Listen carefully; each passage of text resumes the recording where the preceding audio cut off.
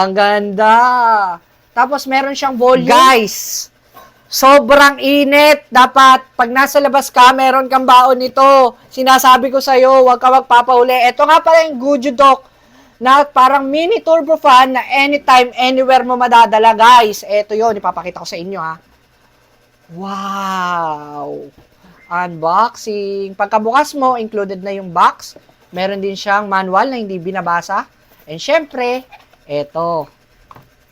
Ito na yung fan mismo. Bang! Ang ganda! Tapos meron siyang volume.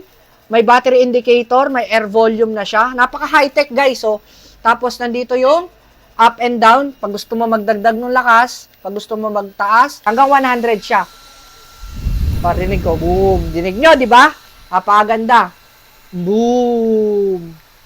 Boom! Sobrang init kasi ngayon, kapag lumalabas ka, malaking tulong siya para magkaroon ka ng magandang circulation ng hangin or para mahanginan yung katawan mo, no? So, nasa yellow basket natin ito. Ito yung product mismo. Tapos, ito yung turn off and turn on niya. Igaganto mo lang. Tapos, sabay, automatic siya magbubukas. Kung saan mo iniwan, kunyari, 80 mo siya iniwan, in-off mo, ganyan. Pagbukas mo, 80 pa rin siya. Ayan, o.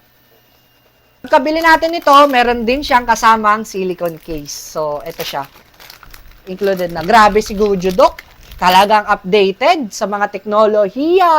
So, anytime, anywhere, happy checkout. I-click mo lang sa yellow basket.